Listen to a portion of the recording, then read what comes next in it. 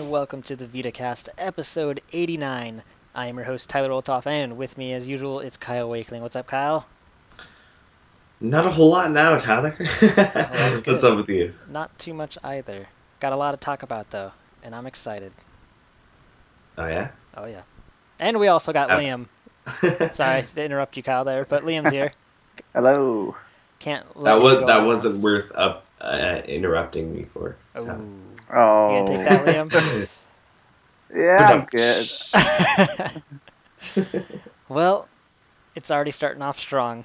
Liam's being insulted, and yeah, what's next? I don't know. Are you feeling left out, Tyler? Maybe. I don't know. Whenever Liam joins, he gets all the hatred, and it's like, oh man, where's mine, Kyle? I know. Don't worry. I'll find some for you, too. All right. Well, I can't wait. But anyways, this is the Vita Cast. We talk about the PlayStation Vita and everything related to it. So, with that note, let's jump to what we've been playing. I'll start it off because I have to go by memory, and my memory is terrible, so I might miss a couple. But anyways, I've actually played a few games for once, so it's kind of nice. I played Borderlands 2 at work today. I played for like maybe 30 minutes on my lunch break, and was killing some people and did a mission, and I was like, yeah, Borderlands 2 on the go. So I did that little bit of that. I also played Danganronpa, another episode, Ultra Despair Girls. That game's not out yet, but I'm loving it. I don't really know what else I can say about it because it is still technically embargoed, but I am able to say that I have it. So hey, there you go. But who's reviewing that? Do you know, Kyle? It's supposed to be me, but NIS America doesn't seem to want to give me a code. Gasp. Oh. What happened was my contact at NIS America was like, hey, I'm leaving today, but don't worry, you'll get a code. And then nothing. So I emailed back, and nothing. Wait. So I emailed the person they referred me to, and nothing. So I emailed NIS America's press support, and nothing. So I got into contact with a European person from NIS America, and they actually replied. So hopefully they'll smack somebody in the head and something will happen. Well, all right. Well, hopefully. We'll have to look out for that review, hopefully, when Kyle actually gets his hands on the game. Yeah. But I anyways. was hoping to have it done for the end of the month to see maybe if it went on the magazine cover, but we'll have to see now. Yeah. That'd be a good magazine cover. Indeed. I'd like a giant Monokuma on the front cover. That would be awesome. Yes. Anything Danganronpa on the front would be pretty awesome. Well, alright, what else did I play? Yep, my memory's terrible. I've already blanking on it. What is it called? It's that game with the game and the stuff and the people. You know what? I think it might have just been MLB. Maybe. I don't remember. Anyways, yep, I have terrible memory. I think that's all I played. There's probably something that I might think about later. But anyways, Liam, you haven't been here in a while. What have you been playing? I've been playing some Resident Evil Revelations 2, which came out this week. I was quite surprised with how well it actually runs on Vita. It was one of those games that I was going to hold off, but I thought, nah, screw it, I'll buy it. And it's really not that bad of a port. I haven't really experienced much issues, but there's the obvious graphical downgrade. But other than that, it's pretty cool. Also, in my time between the last podcast and this one, I'd become addicted to Sword Art Online, both the anime and the game. So I've been really getting into the game quite a lot. It's just so good, man. So good. It is. Another one falls victim to the sword art. Yep. I literally watched all 25 episodes of the anime that are on UK Netflix in about a day and a half. That's how bad it got. Well done, my friend. Well done. I also bought Dragon Fantasy Book 1 on the PlayStation Vita. That was pretty cheap on the UK store. But now I understand why it was pretty cheap, because it's just not good. It just tries to be too much like a classic Final Fantasy game, and it just sticks with all the things that made me hate those games, with too many random battles and too much grinding. And lastly, I saw Tyler's preview of Danganronpa another episode on his YouTube channel, and it convinced me to A, pre-order that game, and B, go back to the first game and start playing through it properly. Uh, and now that I've solved the first case, I'm actually starting to get into it. Considering the last time I was on the podcast, I said that I didn't really like it. Because you hadn't played it. Yeah. I hadn't played it much.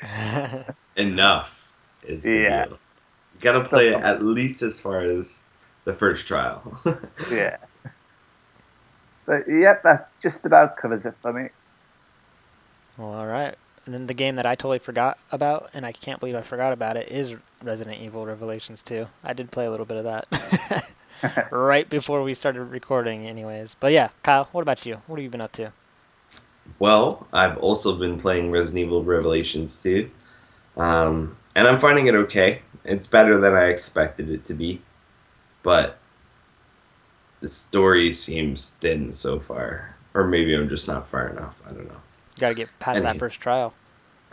Well, no, I'm past. I'm past the first episode. Oh yeah. And I'm into the second episode. So. Okay. But I don't know. Anywho, so I played that quite a bit because I was kind of just fucking around. And I also played some Hot Shots Golf. Got to feed the addiction there, as well as some Tetris Ultimate. Got to feed that addiction as well. Both of those I probably played at least a good half dozen hours of each, so a dozen hours of gameplay on my addictions there this week. What else did I play? Oh, I should just go in this menu and see. Squares. I played Squares this week. I'm trying to get up to that. I think it's 45 levels, you get a trophy, something like that.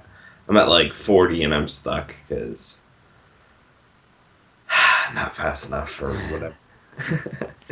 So that's always fun. And I played a little Hotline Miami because I keep going back to get the platinum on that and then I get distracted. So thought I'd poke at that a bit. So there we go. That's my play for the week. Not too bad. Not too bad. Yeah, a little bit of variety this week, so that was nice. Yeah. Well, all right. There's all the stuff we've played. Let's jump into the reviews, and looks like we've only got one. So, Liam, you've been gone for a while, so I'm going to make you read that. What is it, Liam? Yeah. So this review was for BlazBlue Chrono Phantasma Extend. It was written by Hikami, who's a guest writer on our site. And he says, the BlazBlue series is a very technical fighting game that new players may find too daunting to give a try. However, Chrono Phantasma Extend is a very accessible game packed with lots of content. Newcomers to the series, returning veterans, and even those who have never played a fighting game before can all find some fun with it. And he gave it a 4.3 out of 5. Some high praise there. Yep. Although I hate fighting games, so I really have nothing to say towards this. What about you two? I played one of the earlier BlazBlue games on the Vita. I think it was the first one that came out on Vita. It's a very, very deep story, and I think it's one of those that you have to be invested in before you can commit to playing through it. But the fighting seems pretty solid, but maybe it's perhaps a bit too solid. There's a lot of complicated combos for you to get, and it doesn't seem quite as accessible as other fighters on the Vita, like Dead or Alive or Mortal Kombat. Well, Kyle, what about you? I'd have to agree with Liam there. It doesn't seem very accessible. It's always seemed like one of those fighters that's really too complicated to get into and be good at without investing, a ridiculous amount of time in. So I've avoided it, but with regards to the BlazBlue universe, I like X-Blaze, so you never know, I might like the story. Yeah. Well, again, I hate fighting games, so I have zero interest in this game, regardless of anything. But yeah, that's a pretty good review, so if you're into fighting games or the BlazBlue series in general, definitely check out the review. But that's it. That's all we got for reviews this week. Let's jump into the new releases first up, we've got the North American list, and we are getting The Bridge for $9.99, Curses and Chaos for $9.99, Dungeon Travelers 2, The Royal Library, and The Monster Seal for $39.99 or $49.99 Canadian, and The Quiet Collection, which is $4.99, and the highly anticipated Resident Evil Revelations 2 for $29.99 or $26.99 if you have PlayStation Plus. Liam, what are you guys getting? Well, considering you guys have an expansive list of games, we only get one. So in Europe this week, we get Resident Evil Revelations 2, and that is priced at $24.99 in the UK, €29.99 in Europe, and $44.95 in Australian dollars. We also get a PlayStation Plus discount, of which I know at the moment in England it is £22.49. Well, all right. So a lot in North America and one big one in Europe. So there you go. Are any of you, or Kyle, I guess, since we're the only ones in North America, Kyle, any of those other games you picking up? Yeah, I don't know. Dungeon Travelers 2, I'm kind of iffy on, just because, I don't know, it just seems kind of weird. Yeah. And people are saying it's really intensive, and I don't want to really play an intensive game like that, so I don't know. The other three, I read the preliminary review of The Bridge we have, that's currently in editing, and it doesn't seem like my kind of game. Yeah. But as for Curses and Chaos, all I've heard from Adrian is swear words, so that's probably not my game either. The Quiet Collection, I believe, is a collection of like Quiet Please and a couple other games from PlayStation Mobile, so those didn't really interest me, but I don't know too much about them, so I can't really say for that. And I have Resident Evil, so there we go. Right. Yeah, same thing, basically everything you've said for me. So I won't reiterate what you already said. Hold on a second. My mic's being weird, making sure I'm still recording. Okay. Whew! Alright. Well, we're not sure how long Liam's going to be in the podcast this episode, so we are going to go straight into Guess That Game. So that way we don't miss it and Liam doesn't have us just yelling at him when he leaves before we can do it. So if you're new to the podcast, this is a game where, in the title, they guess the game, and I read off a ESRB rating for said game. These are all Vita games. It's their job to guess it. Whoever guesses the game first gets a point. Whoever gets the best of 2 of 3 wins the point for the entire podcast. So Kyle is at 4, Liam is at 2. So this is a perfect opportunity for Liam to get 1 point behind, or for Kyle to ensure his lead at top dog. So, are you guys ready? Yeah. Of course. Bring it. Alrighty, here we go. The first game. This is an action-adventure game in which players assume the roles of Monkey D. Luffy and his Straw Hat Pirate crew. One Piece Pirate Warriors 3. No, as they search for treasure and One battle- Piece Unlimited World Red. Yep. Damn. Damn. You chose the wrong one, Liam. I'm sorry. But yes, That's Kyle's why correct. sometimes it sucks to like jump the gun on those. Yeah. Yeah. Because you're like, oh, no, it's not. Well, alright. So yes, that was One Piece Unlimited World Red. Let's go to the next one. So, if Kyle gets this one correct, he wins the point. If Liam gets it, we are going to the tiebreaker third game. So, here's the second game. This is a survival horror adventure game in which players help students escape a haunted school. From an overhead perspective, players traverse environments, avoid monsters, and interact with various Corpse objects. Party Blood Drive. Yep. Bam. Kyle wins the Bam. point. I'm sorry, Well Liam. played, buddy. Well played, man. Well, all right, there you go. Kyle now has 5 points. Liam's still at 2. It's not over yet. There's always a chance. Always a chance. That cushion, though. Considering I know I'll definitely be around for next week's podcast because I'm off work next week. Ooh, you hear that, Kyle? That's a challenge. Yeah. I'm ready We got for the it. big guns. Well, all right. Now we can go to the news. So we've got quite a bit here. So sit back, relax, and enjoy. First up, the latest title in the No, here we go. Genkai Toki series Moro Crystal is set to release in Japan on September 25th for PlayStation Vita. Ahead of the launch, Compile Heart have revealed 50 new characters, bringing the total amount to a whopping 80. To help fans of the series become better acquainted with the new Monster Girls, a poll has been set up via the company's official website, which allows players to decide who is their favorite. You can partake in the poll here. Well, you actually have to go to the site to click the link. As well as casting your vote, you can get to know each girl as well as learning about their hobbies and abilities. If you fall in love with a monster girl, you can even vote for them once every day. The poll will run from August 11th to September 24th, with the result determining who the top 3 new characters are. Of course, 80 girls are a lot to remember. Luckily, our friends over at Siliconera translated a few of the new characters' bios. Slime is from the countryside, which to her annoyance leads to others thinking she is a less important monster. Don't let her typical monster look fool you though, as she insists she is from noble origins. She hates the city and has many relatives. Cyclops has strong foraging abilities, which are used for destructive purposes. Her eye bandage is shrouded in mystery as she avoids discussing it and sometimes moves it between eyes. Luana is a Pegasus monster whose biggest strength is her running speed. She hates snakes after she was bitten by one in the past. You can find full details for all the Monster Girls via the poll page. We await details on localization for Mora Crystal.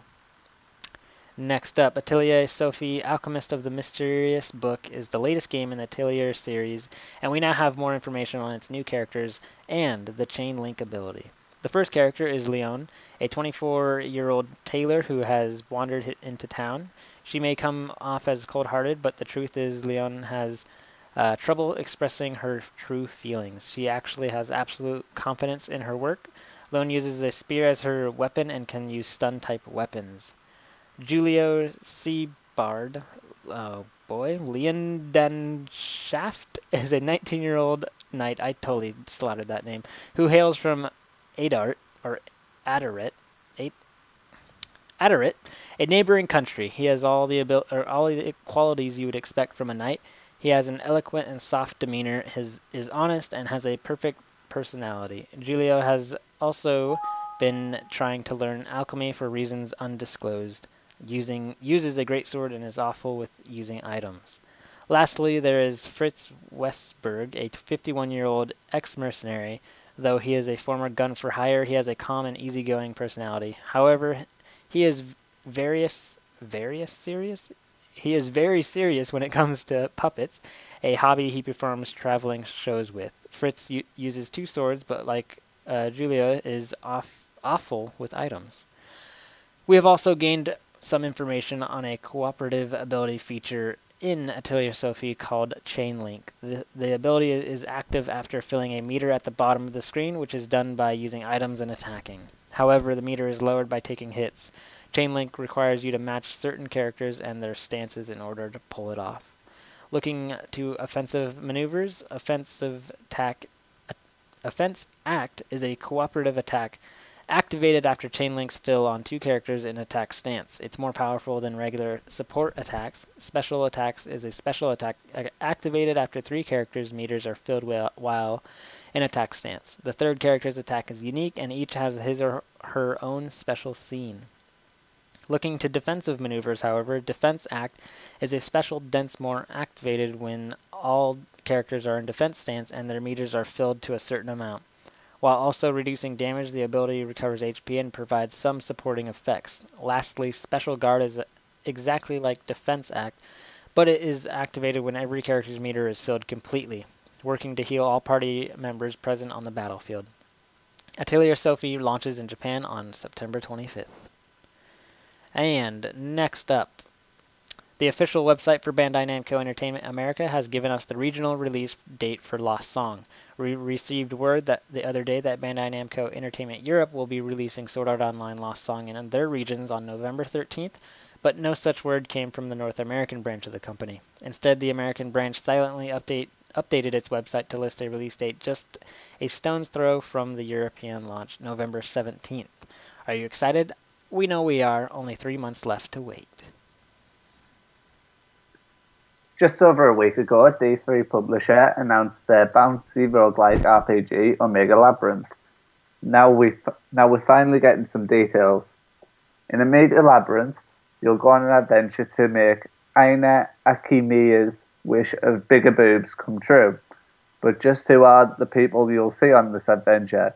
Well, now we've got a bit of an idea. Here are the announced characters' details so far. Aina Akimiya is the protagonist of the story, voiced by Haruki Yamazaki. In an effort to increase her bust size, she's decided to take on dangerous dungeons in search of the Holy Grail of Beauty, an object said to fulfill any wish by its bearer. Neko Mimono is a close friend of Aina and is voiced by Aya Yoshida. She's known for getting herself into trouble, and even in the early dungeons, she took on more than she could manage and gets lost.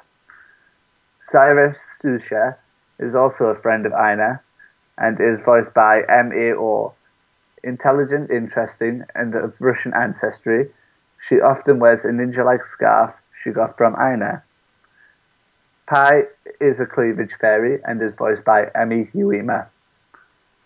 Some of the characters will be playable, and for playable characters, one of the biggest things to worry about is your Omega Power. Omega Power will increase the chest size of your characters you're in control of, and when your uniform bursts open from boobage, it can damage the enemy. As your chest size increases, however, so will your status, and when you've reached maximum potential, you'll activate something called Hatsumune mode. In other news, points you acquire in dungeons can be used for things such as item purchasing and appraisal.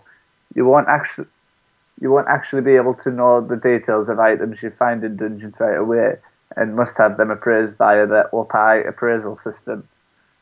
This involves placing the item between the character's breasts and jiggling till it becomes apparent what it is. Yes, for real. It has also been revealed that something called Agony Scent can be obtained in dungeons and is used to get the girls excited, whatever that means. Speaking of items, it has also been revealed that first print bonuses for the game will include the Electric Massage Lance and Hip Shield items, both of which are more than a bit naughty. Lastly, it has been noted that aside from your main character, the leader, you can take a single partner character into the dungeons with you. However, being that this is a roguelike, if you die in the dungeon, you lose both characters' equipment.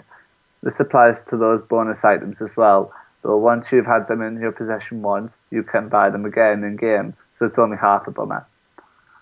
Omega Labyrinth is set to release in Japan on November 19th. Crazy Japanese games. Have you been waiting for news on Rainbow Skies for the PlayStation Vita? It seems to have been in development for a long time, and if you wanted to know when you can expect the follow-up to Rainbow Moon, then you might be pleased to learn that the game will be out in the second half of 2016. Speaking on the European PlayStation blog, SideQuest Studios CEO Markus Pokropski explained a little more about the upcoming strategy RPG. He explained that the studio had taken on board a lot of feedback, which has resulted in an increased emphasis on storytelling, writing, character backgrounds, and acting, so players can expect a more interesting and well-crafted plot that features many twists and turns along the way.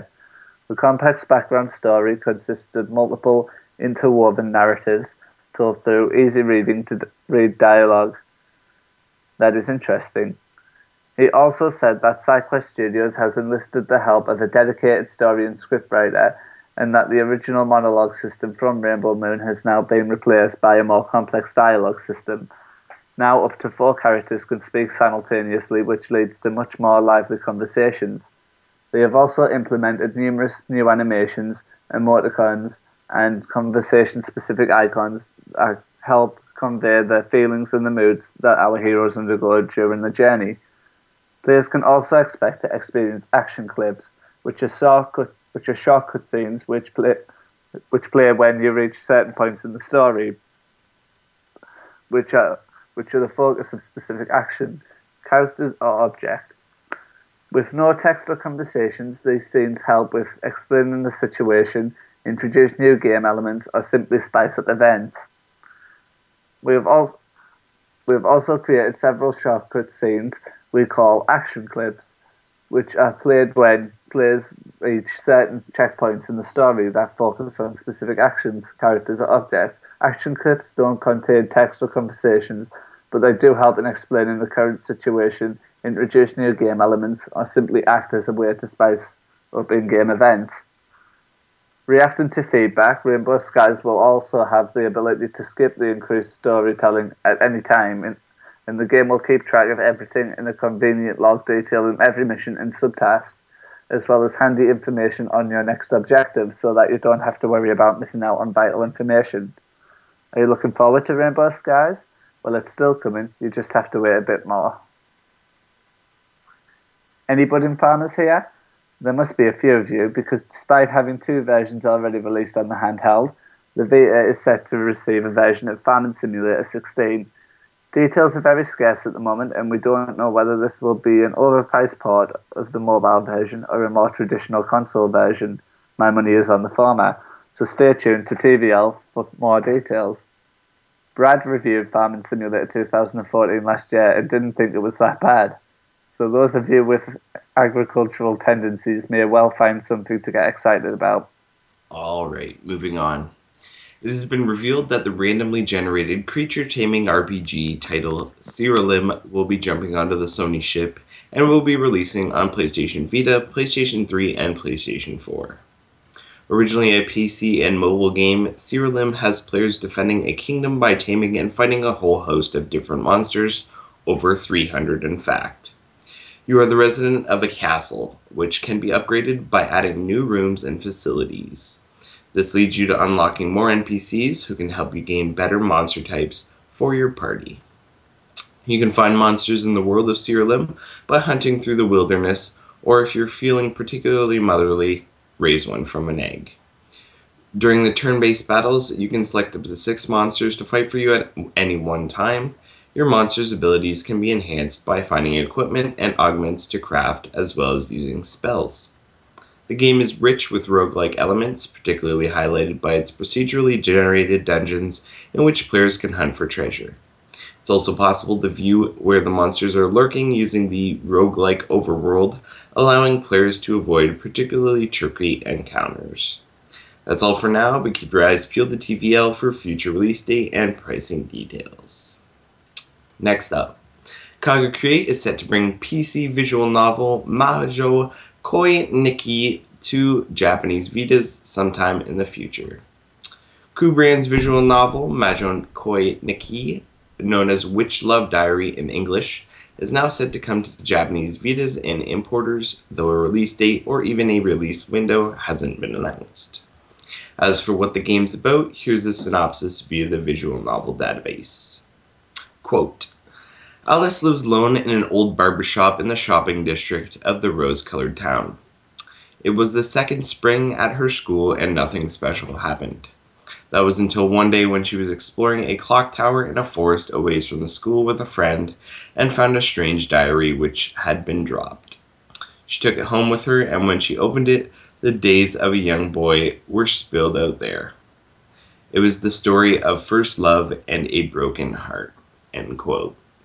The VNDB also reveals that one of the scenario writers is Najimi Yu, who left adult game maker Saga Planets after writing the season's games.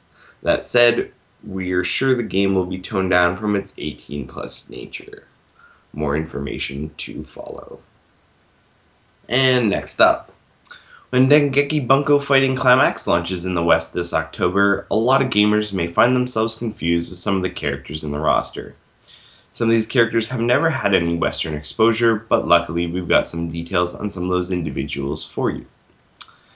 Kenzer Barbatage is a character from Heavy Object, an anime which sees him as the lead protagonist. In it, he is an Alaskan mechanic who's learning to repair military weapons. During this time, he joins the 37th Mobile Maintenance Battalion on the front lines of war for the Legitimacy Kingdom. His special abilities include the use of guns and bombs to attack his opponents.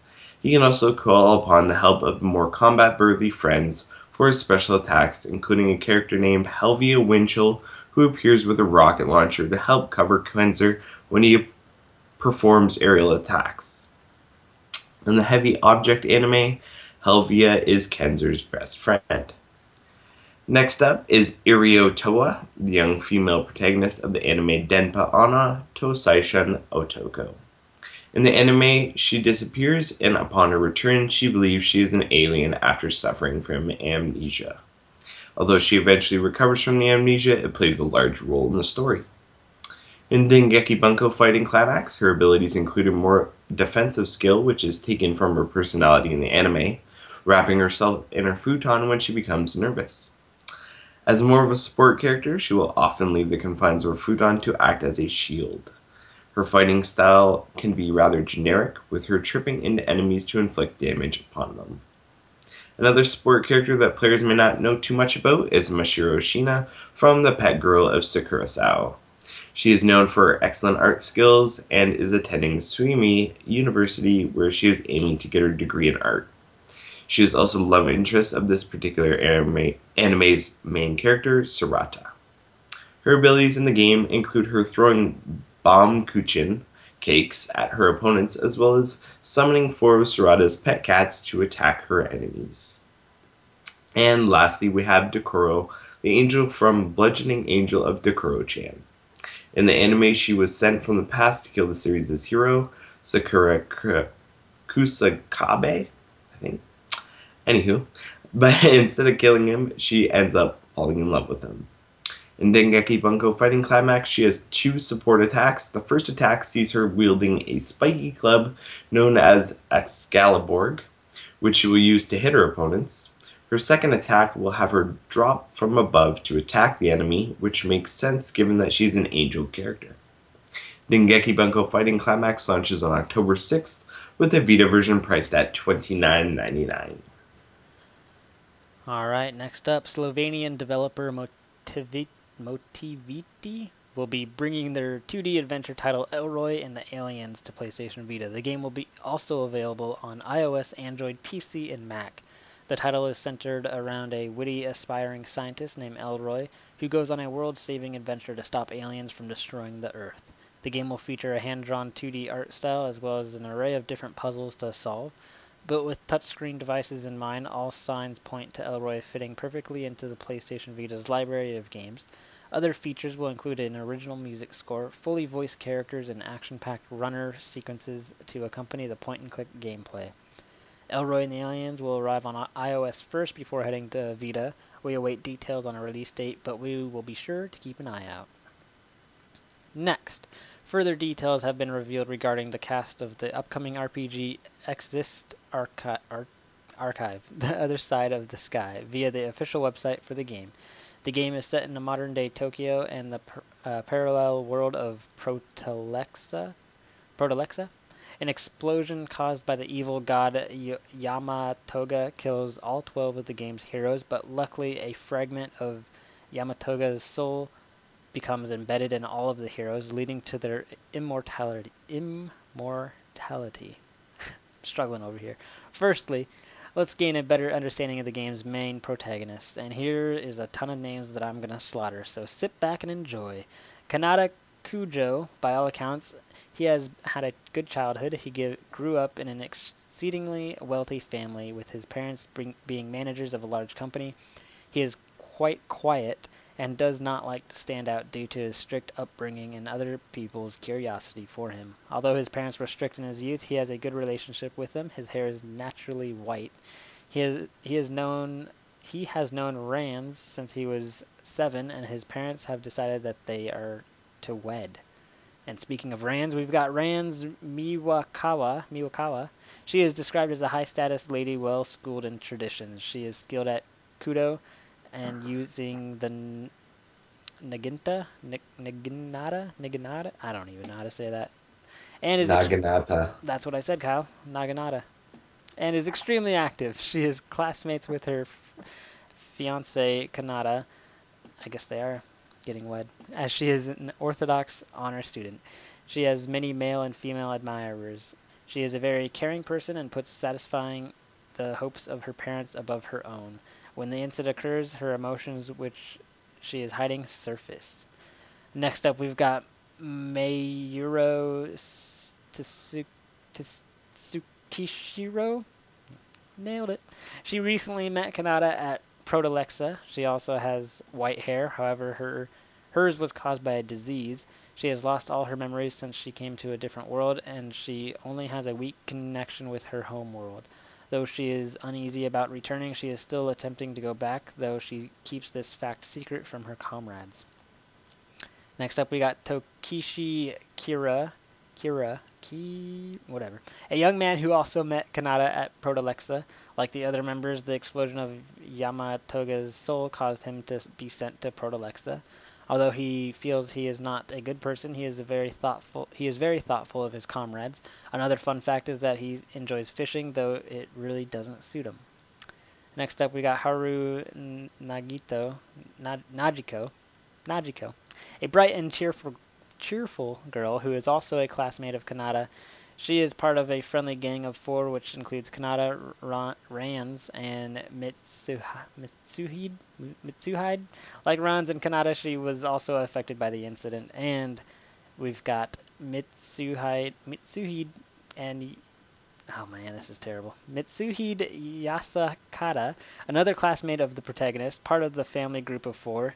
He is very sociable and is able to soothe out arguments that happen around him.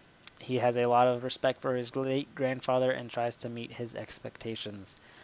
And we've got Ren Ogami. He was born into a Zaibatsu, and due to his special upbringing, he does not have many friends and is often alone. He is friendly but tends to keep his own objectives secret from everyone around him, making him seem cold. He doesn't think highly of himself and thinks about his doting father and grandfather. And next we've got Amatsume, a goddess who protects Protalexa. She personally got rid of Yamatoga to stop the resurrection of the evil god Yamatoga. She summoned the 12 people containing the soul of Yamatoga to Protalexa. As a result, her power was squandered. And we've got Yamatoga. Amatsume divided his soul into 12 pieces and expelled him. He planned to make a comeback by assimilating his own soul with those in Kanata's group. However, Amatsume is aware of that plan and summoned them to Protalexa. Aside from all the character information, we were also provided details of pre-order bonuses for the game, which will include a soundtrack CD and art booklet. Exist Archive, The Other Side of the Sky, is coming to Vita and PS4 on November 26th in Japan, and we await details of Western release. And yep, Kyle, I slaughtered like every single one of those names. So yeah, you pretty much did. that was terrible. You did that one on purpose. You probably were like, I'm going to slip this one right in here. Even. It was completely random that you got that. You say that every time. I swear it was. Uh-huh. Whatever. Anyways, next up. Developers Two Souls Interactive has announced that its Metroidvania platform Beyond Human will be making its home on the PlayStation Vita. Beyond Human is set in a post-apocalyptic world following an alien invasion that pits the players in the shoes of Adam, the protagonist that awakens from a coma and suffers from amnesia. Adam is now on a mission to find out why and how this alien invasion came to be. According to the developer, Beyond Human is inspired by games such as Devil May Cry, Mega Man, and Metroid. With a 16-bit art style, Two Souls Interactive is hoping to bring the same magic to the Vita, just like the classic platformers did back in the day. By mixing the gameplay of Metroid and Devil May Cry, fans of those games will feel right at home with moves and combos that are easy to do but difficult to master. With 5 boss battles and over 30 unlockable moves and combos, players won't have a shortage of content to go through. Beyond Human is a cross-buy title that's scheduled for release on June 1st, 2017. Stay tuned to the Vita Lounge for more info on this game.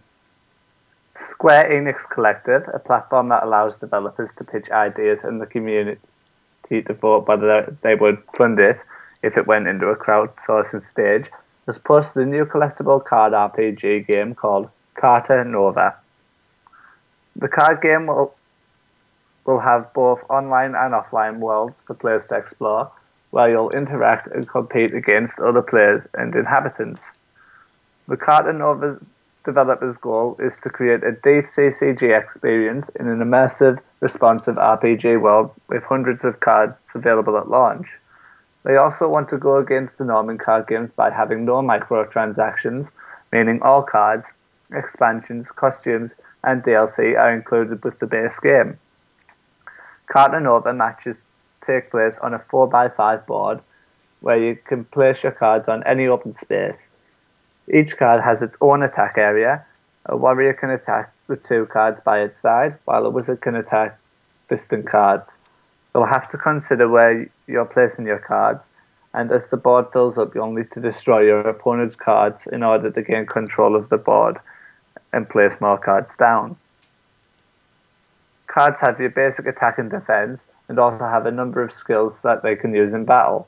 Support skills allow cards to attack when a nearby enemy card attacks, while counter skills allow cards to counterattack after taking damage. Other skills will include healing and teleporting, along with so far unannounced ones. You will be able to customize the decks you wish to use, and cards are unlocked as you progress throughout the game. The game will also feature 3 rule sets: Tactical, Traditional, and Hybrid. Tactical is the mode where players draw from a deck by choosing pre-made hands during matches, invoking tactical thinking and strategy. Traditional mode is where the players draw cards from a shuffled deck. Hybrid mode combines the rule sets of Tactical and Traditional, but with the option to spend action points to draw a specific card. The world of Carta Nova is divided into 2 continents, Alania and Kairi. Alania is where the single-player campaign takes place, while Kairi is where players venture to battle online. In both the game's modes, you can make dialogue choices and the world is interactive. Choices shape the story and card skills can change the course of the events. Online mode is where players walk around and meet other players to battle. If you win a match, you'll be rewarded with new cards and gold. You can even bet a card in your deck for the chance to win one from your opponent. Gold can also be used for betting in taverns and spent in merchant stores in towns, or it can be saved up to buy your own house. The development had this to say about the game's story. Just bear with me a second. There we go. Quote, "After a war that lasted for decades, the lands of Alania and Kairi have finally achieved truce. The people of Alania are working to rebuild their country while learning how to live in peace in a former military state. For the first in generations, Alanirians can live and travel without fear. As a young citizen from the south, you will take the chance to go to the capital for the Festival of the Gods, more eager to participate in Carta duels than to praise the gods. However, your travels may reveal that the war has left its wounds and that some people do not desire this newfound peace. In Kairi, the ports are full of trade ships, former war vessels that now carry goods instead of weapons. In the trade towns, merchants and sailors are eager to play games and make a wager or two, or more. The ships come with new travellers, so the taverns are full of Carta players with some spare gold to bet. The game will have a full soundtrack that players can choose what they want to listen to during matches. Options include anything from rock to ska and jazz to classical. It also includes English, Portuguese, Spanish, and French localizations. Carta Nova has been in development for a year and is scheduled for a PC release in 2016, with other platforms, including Vita, coming afterwards. If you're interested in this game, please make sure you go and vote for it over on the Square Enix Collective. Mike Biffle revealed earlier this week that the upcoming launch of the Vita version of the Volume has been delayed until an unannounced date in the near future. That's right, folks. It looks like the highly anticipated Volume from Mike Biffle of Thomas Was Alone fame is being delayed last minute on PlayStation Vita, even though it still hit PlayStation 4 this week as planned. Here's the press release in full explaining the delay. Quote, "Hey all, Mike here. First, the good news. Volume is still very much on course for its planned release dates of August 18th on Steam globally and PlayStation 4 in North America, with an August 19th PS4 launch in Europe. That's happening. Unfortunately, we unexpectedly had to make the decision to hold off on the Vita version for a couple of weeks while we get it to where we want it. It's so very nearly ready, but it needs a little more love. A few personal problems and issues have slowed down our submittal, so even though the game is done on Vita, we still have some QA processes to go through because that stuff matters. Cross-buy remains in effect, meaning that if you get the game on PS4, the Vita version will be waiting for you for the second it's out of the oven at no extra cost. The party still continues on August 18th. It's just that the Vita, the coolest of all the kids, will be arriving a little fashionably late. Cheers and apologies, Mike. End quote. That's all we know for now, but we'll update you when the new release date information becomes available.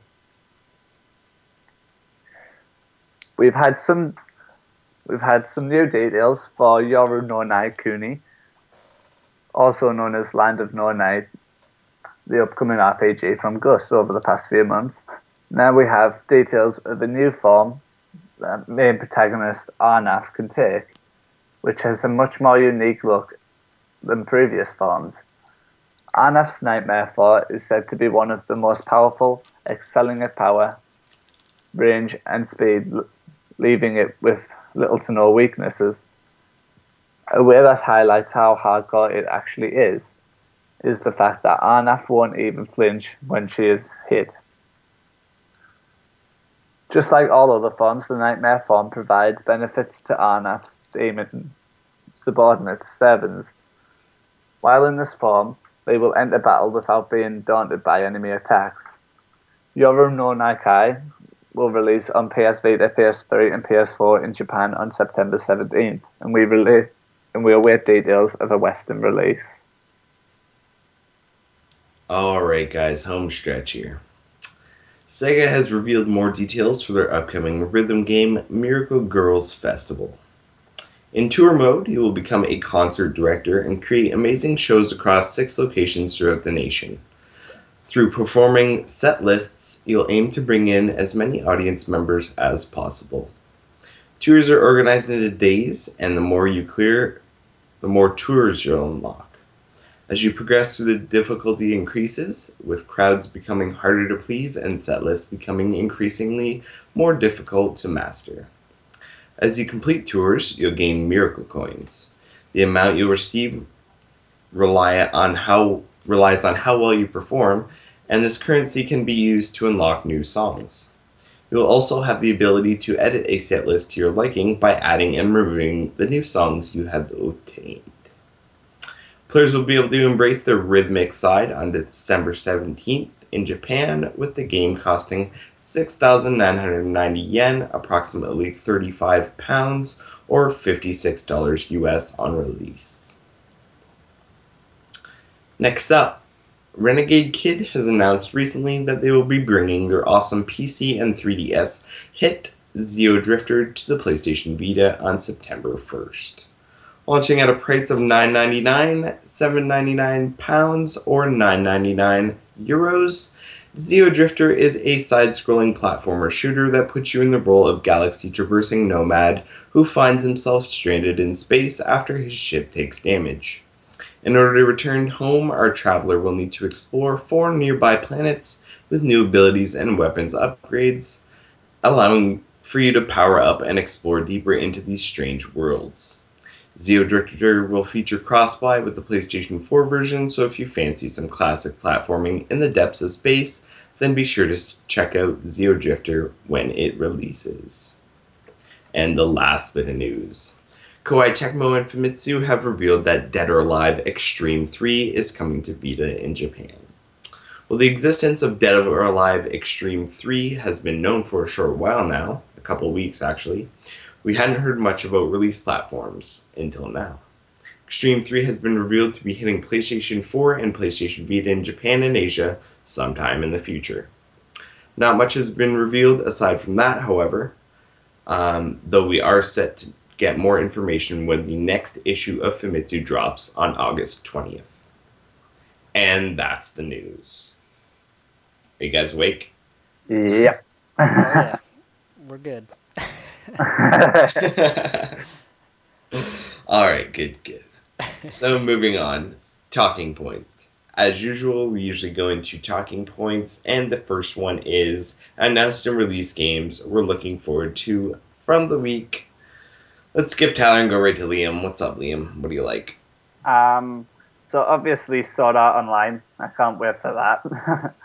um, I'm not sure. I've always kind of wanted to try one of the Farming Simulator games, so I might give Farming Simulator a look when that releases. Um, Beyond Human, I know that releases way, way, way in the future, but I'll definitely be giving that a look when it comes out. And also Volume. I was really, really, really excited for Volume coming out in Vita this week, but it literally got delayed the day before launch, which we kind of suspected considering we had been in contact with the developers and we got no response, and we were like, well, that's a bit weird. So that happened. And also, Zeo Drifter looks quite fun. It looks like a Metroidvania style game, so I'll definitely be giving that one a look as well. Is that it? Yep. Awkward silence. Awkward silence. Well, all right. Kyle, what about you? I don't think so, Tyler. What about you? Ooh, look at that. Oh, Reversal. Ugh, are we playing like Uno right now? You just threw the reversal card on me? We're playing. I just reversed it, and it's your go. All right. Rainbow Skies looks pretty interesting, although I'm not far in Rainbow Moon. But I loved what I played in Rainbow Moon, so we'll see about that. Also, where did it go? And I lost it. It's gone. Where the hell did it go? Oh, Beyond Human, yeah. That one also looks quite interesting. I want to know more about it, and yeah, I'll definitely keep my eye out on it. Although I think that's the one that said like 2017 is when it's coming out. yep. So that's like so far away. So I'm gonna completely forget about that game for a while. Also, yeah, that farming simulator. I've been interested in trying one of the games, but I don't know. Every time I look at it, I'm like, no, don't do it, don't do it. Oh wait, no, don't do it, don't do it. So we'll see. I'll do the same thing probably. Other than that, I don't think there's much from the news that I'm super excited about. So yeah, what about you, Kyle? All right. Well, I guess I'll answer now. Um, so, of course, I'm excited for Sword Art Online Lost Song, and the fact that we actually have a North American date now is freaking awesome.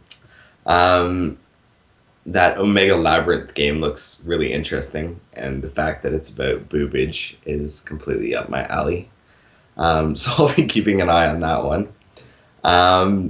Dengeki Bunko Fighting Climax, anime characters plus fighting, I'm down. What else do we have here? Exist Archive, I don't know. The way that the game looks when you're actually like playing out on the field kind of turned me off, so I don't know. It's one of those things I'm going to keep my eye on, but I'm not expecting to be day one buying it. Cardinova, again, that's one I'm kind of going to be keeping my eye on. I enjoyed Monster Monpiece for the card game bits. The story was kind of whack, but the card game bits were actually pretty good, so you never know. I might jump on that if it comes to Vita. Get on that Square Enix Collective and vote. And Euro no Nai Kuni, that's Land of No Night. They kind of asked if we wanted that, so I'm hoping that comes over, and if it does, I'll definitely be getting that one. That one looks really interesting to me, and I've been watching a lot of like trailers and stuff to kind of get caught up, because I didn't know too much, but I kind of knew enough to be interested. Now I'm more interested, so there you go. And Dead or Alive Extreme 3, you know, it's Dead or Alive, boob physics, I'm down. I gotta get Dead or Alive 5+ still, but I'll get there. I'll get to both of them eventually. Yeah, that's pretty much it for the week. Well, all right. Not too bad. No, not bad at all, I expect. So yeah, let's move on to our other talking point, and this is one I kind of threw in here just because of, well, something we're probably going to talk about a little bit here, and that's ports and games that come to Vita later, and what should we reasonably expect from Vita ports. Oh, guys, before we jump further into this, I've got a dash. Oh, of course you Yes. do. Okay. I'm sorry. And he's gone. Now I'm disappearing, guys. I'm sorry, guys. I'm Well, sorry. thanks for joining for the first half of the podcast. You're welcome. Yeah. I'll be here next week for a full one. Ooh. So Ooh. that's good. I have to holding get you more to it. news so you can read more of that and not me. Okay, well, I'll catch you guys later. Yeah, take it easy. Later. Will do. Thanks, guys. Bye. Well, all right. Looks like it's being thrown to me then, Kyle, right? To answer this right away? Yeah.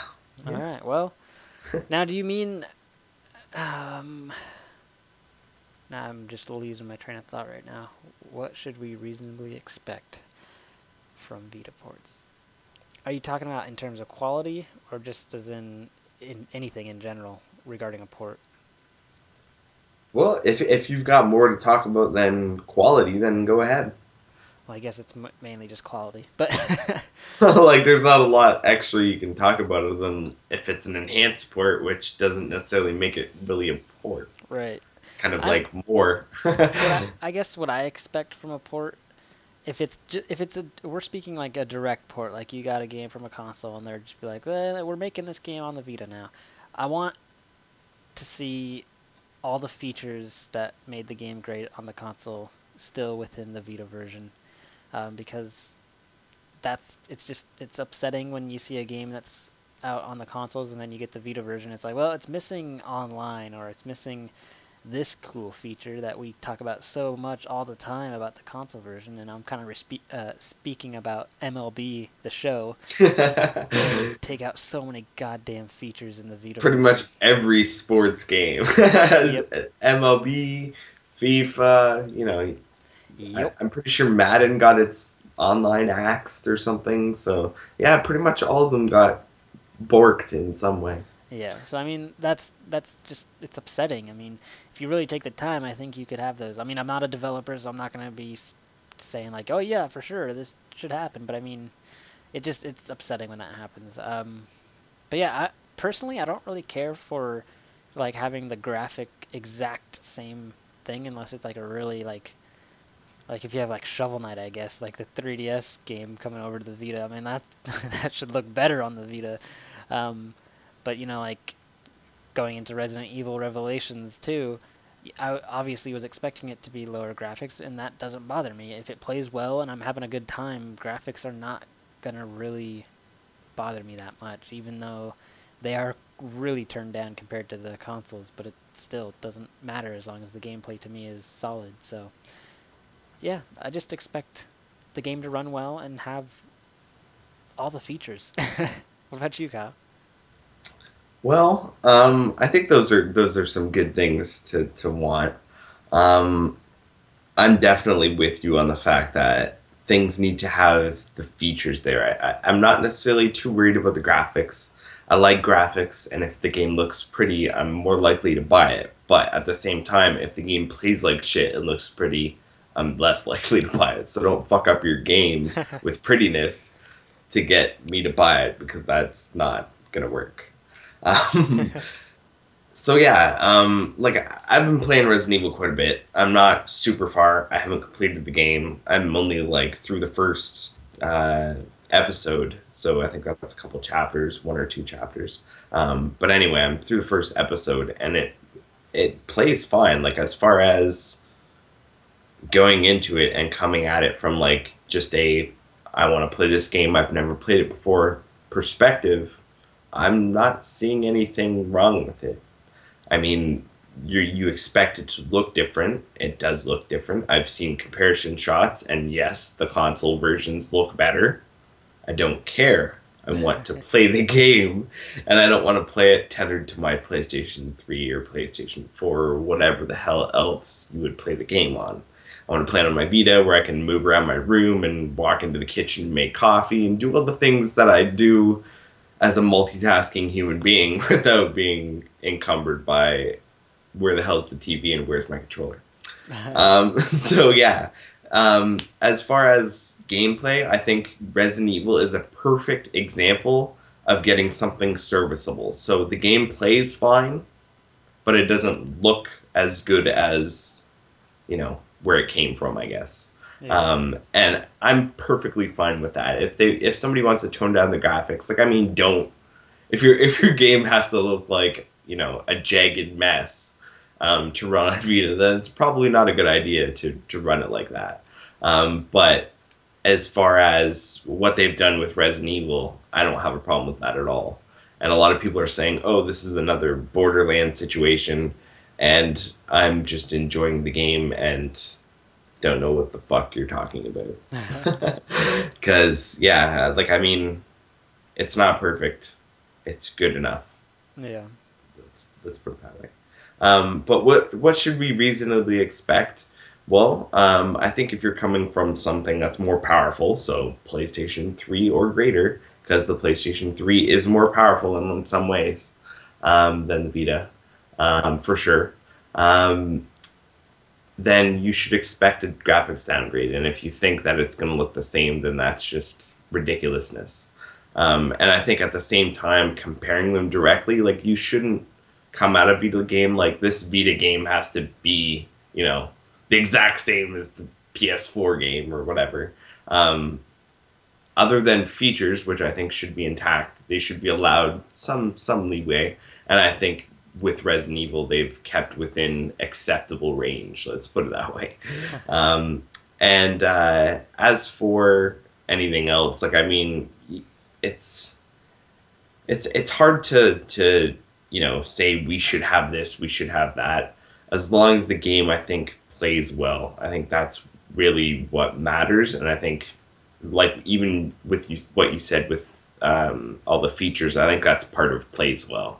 So as long as it's, actually, let's say this. As long as it's true to form, because you can be true to form and not have the exact same graphics. As long as it's true to form, then it's quality port in my eyes. Right. Yeah, I mean it's not a port, but if we go to Call of Duty Black Ops Declassified, a lot of people complain that it didn't have zombies in it, which I am one of those people. I thought it would have been amazing if it had it, but agreed. If the game played crazy good and felt exactly like Call of Duty and was the best thing ever, I could care less if it had zombies in it. But the problem is that the game doesn't play that well, and zombies would have made that game so much better. So much better. Yeah, it's yeah, I don't know. It's hard to compare with stuff like that, because that's one of those things where it's okay, it's not what we were expecting, so throwing in something we were expecting would have made the game better. Right. This is okay, we're expecting something that's exactly the same, and they've changed the graphics, or it doesn't run right, or something like that. It's kind of different with a port. I don't know. Yeah. It's hard to, and even things that they've redone, as soon as you start adding content and stuff like that, it gets complicated, because you have to add code that accepts that content, and then what if that's, it's just a lot of shit. So even enhanced ports are kind of a gray area as far as ports. Yeah. I consider things, when you're talking a port, Resident Evil Revelations is a port, because it's taking all that content and just giving it to you on Vita. Yeah. Well, all right. Yeah, I think we've answered that, talked about that pretty good. I think we should jump into the listener mail before too long. We got some long ones here. Yeah, sounds good. Would you like me to read the first one, or do you want to take that one? You can read it. Well, alrighty, first up, I just watched Mark the Geek's YouTube video on PlayStation Now. He had some problems with it, but updated that experience is getting better. Mark said the subscription for 1 month is $19.99 US. That is $239.88 a year. Or there is a 3 months for $44.99 US. That is $179.96 a year. You save $59.92 if you go for the 3 months. I was wondering if they fixed the issue with PlayStation Now. Do you think it is worth that much? Plus, is there anyone there interested in PlayStation Now? Thanks for your time and keep up the good work. And that was from Jonathan Fogarty. Kyle, what's up? All right. So, talking a lot about PlayStation Now, obviously, and the pricing difference. Obviously, pretty much any Sony scheme for pricing is going to be cheaper if you go with the longer term option. So that makes sense that if you're going for the 3 months thing, that you're saving some money. So if you're interested in that, I would definitely recommend you go for the 3 months thing. Whether you have to save up for 3 months in the first place to do that or not, it's still a good idea. Anywho, do you think it's worth that much, and is there anyone interested? Okay, well, see, the issue really with PlayStation Now isn't so much that there's an issue with PlayStation Now, it's that there's an issue with internet. Internet is one of those things that isn't the most reliable. You add things like Wi-Fi and other things like distance from server to the mix, and you've got lots of problems. So basically what they're trying to do with PlayStation Now to make it better is to make it run better, I guess. Well, it's hard to say it like that, but make it run more smoothly on lower quality internet. So this is more like advancing technology than it is making it better or fixing anything really.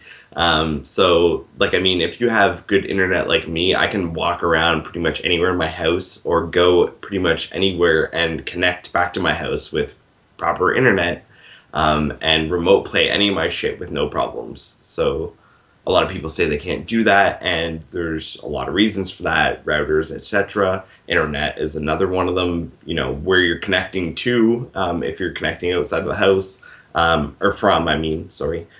you're connecting outside of the house, there's lots of variables. But with PlayStation Now, the big one is your internet. So they have to serve, you know, this game to you over this distance, and your internet fluctuates and it's trying to compensate, and there's just so many variables that it's kind of crazy. And I think they've made it work quite well, for what it is. So if you have, you know, a good quality internet connection, it might be worth looking into. But as far as myself, I'm not interested because I prefer having things available even when I'm not online. So that whole streaming things kind of deal is not something I'm big on unless it's my own stuff, and I've set it up that way because that's kind of my own conditioning. So I don't know, it's just not for me. But I think mostly the issues are internet based, not really with the service anymore. So yeah, if you got the internet and you got the money, it's worth it. What about you, Tyler? I'd have to agree with you on that one. Internet money, go for it. But for me, I just don't see the value in it. There's not really much that I would want to jump into and stream and play and whatnot. And yeah, I mean, I've already got a giant backlog of just Vita games. I don't need to start jumping into PS3 games I missed and trying to catch up on that stuff. So, I mean, it's a great product that they're giving people to use that are wanting to catch up on these games and whatnot, and this is their only option. But again, yeah, that is pretty pricey, and you have to have some good internet. So, I mean, I believe you can download the app and test your connection, your streaming capabilities without having to pay anything. So you could always do that first and not have to drop $20 on a month subscription to just see if it works and whatnot. But yeah, be careful doing that. Uses a lot of internet.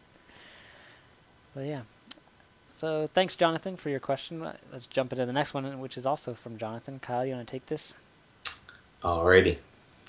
So yeah, Jonathan followed up, and here's what he had to say. I just had my birthday on the 3rd. My wife and kids got me a $70 GameStop gift card. So the next day I went to GameStop to get Lego Jurassic World because of the review that the Vita Lounge gave it.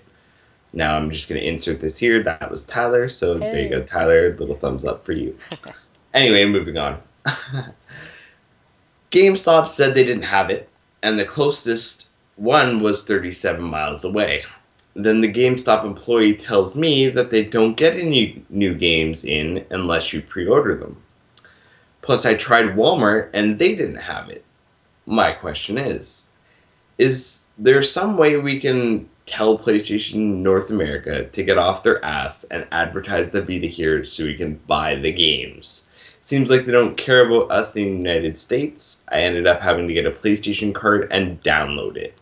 Sorry for the rant, just irritated at PlayStation North America. Thanks for your time, Jonathan Fogarty. So, what do you think about that, Tyler? Well, first off, happy birthday, late birthday. Yeah, that's very frustrating. Normally, I always call ahead before I go somewhere, especially if I'm gonna pick up a Vita game, because I already know that the North American support for Vita games is not very good. If you go to GameStop, Walmart, pretty much any store, their Vita selection is poor, or it's just not well advertised. Some of them are pretty good at it, some of them aren't. Like my local GameStop, they're okay at it. It's definitely something they don't care too much about. It's got its own little shelf, but it's pretty hidden. But I mean, they've got a ton of games in there. But yeah, I mean, I didn't know that they would only get games if you pre-ordered it. I didn't hear that. I figured they would restock on games, but I guess, of course, it would have to be probably more popular games that they'll be like, all right, this game's selling out, we need to get some more of them. But I think you can have games shipped to stores, so I think you could have gone to GameStop.com and had it shipped there, but I don't know if you would have been able to use your gift card, so that would have been terrible. Plus, you'd have to wait for it to actually ship, and if you're impatient like myself, you'd want the game right now, so yeah, I mean, there's not really much we can do. PlayStation in North America they gave up on the Vita quite a while ago, especially in the advertisement department. So yeah. Kyle, you can back me up on that?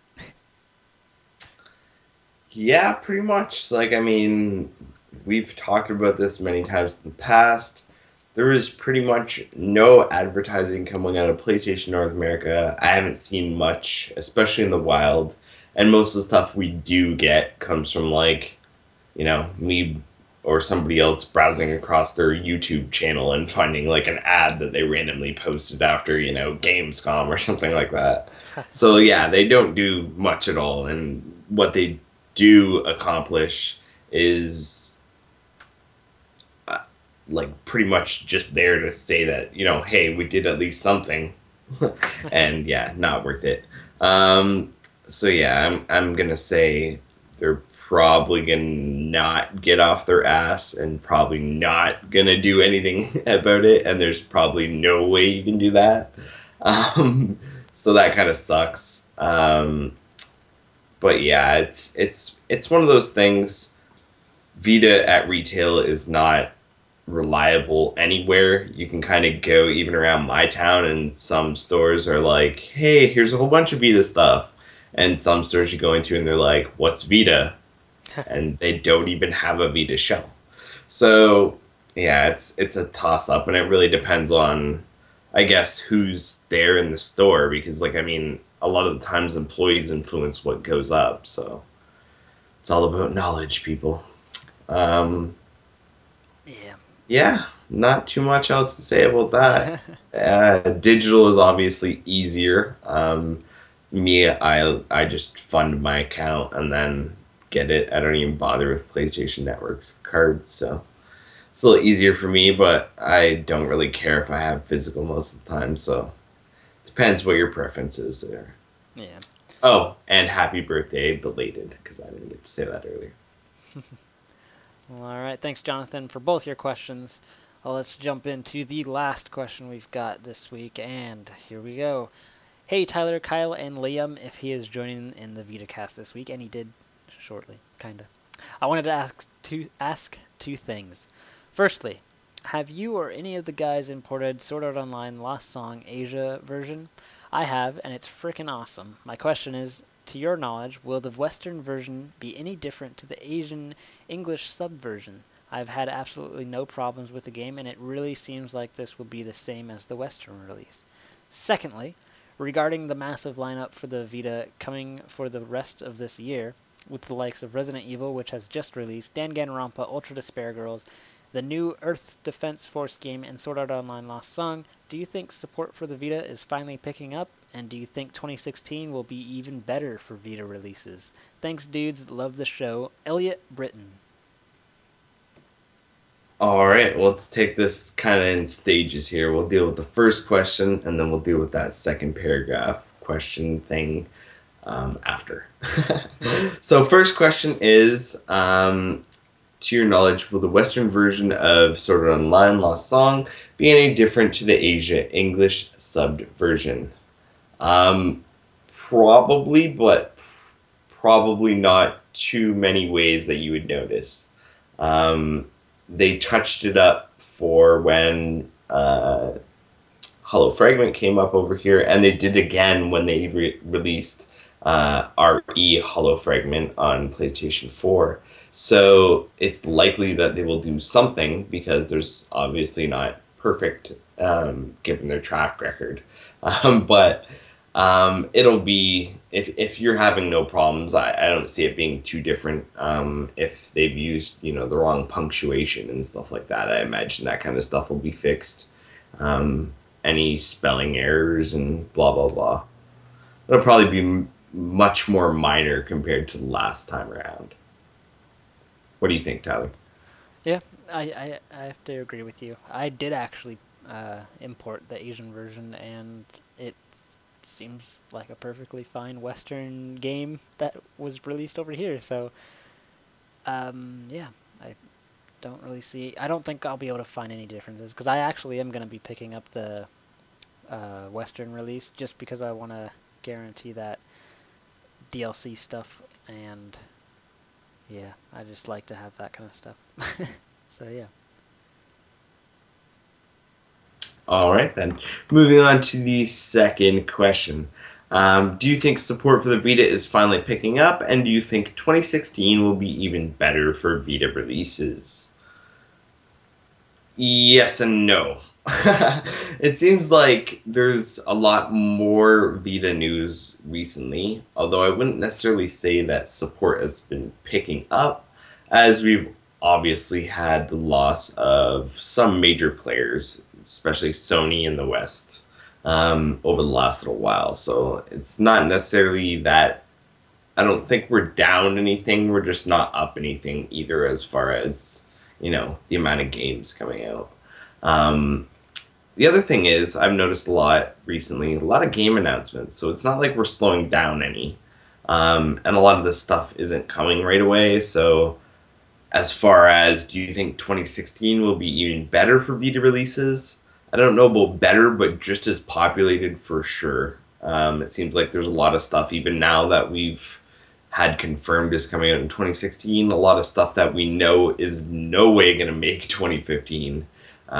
So there's definitely going to be stuff to look forward to from the new year. And I think into 2017, there's even a couple things that I've heard, so including that one that we were just talking about there in the news that Tyler's interested in. So I don't think we have to worry, at least in the short term. Yeah, again, I'm just going to be lame and agree with exactly what Kyle said. There is quite a bit that I'm excited for in 2016, and it's looking pretty good. Just as good as I think 2015 is. So, yay! The Vita lives still. Yeah. Thank you, Elliot, for your question. Did you want to add anything, Kyle, or are we good? No, I think we're good.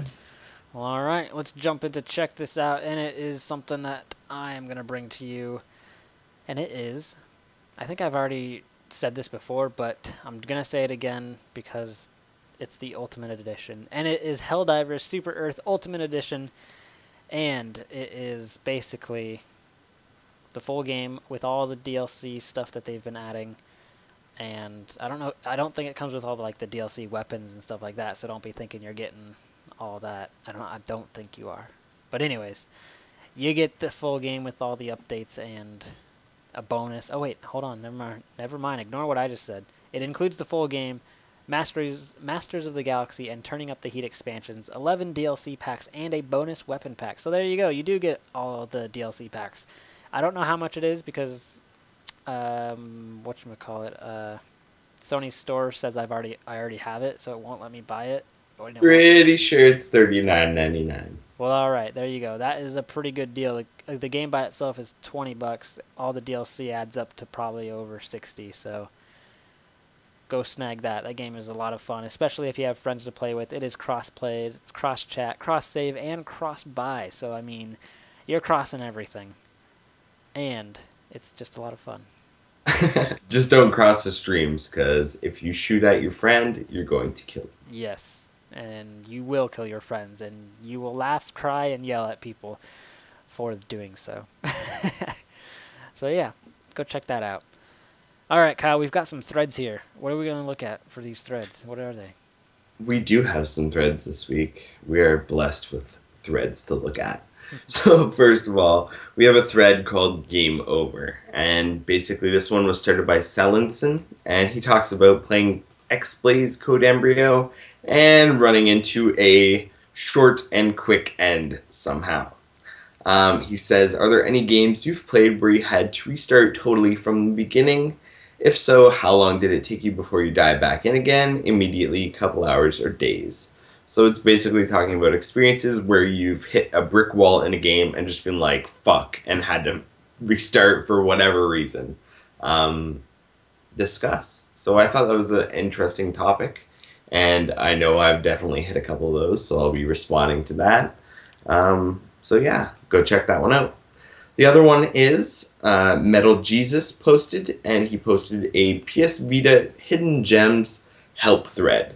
So basically what he's looking for are some hidden gems that you would like to see him show off in his videos. He's a YouTuber.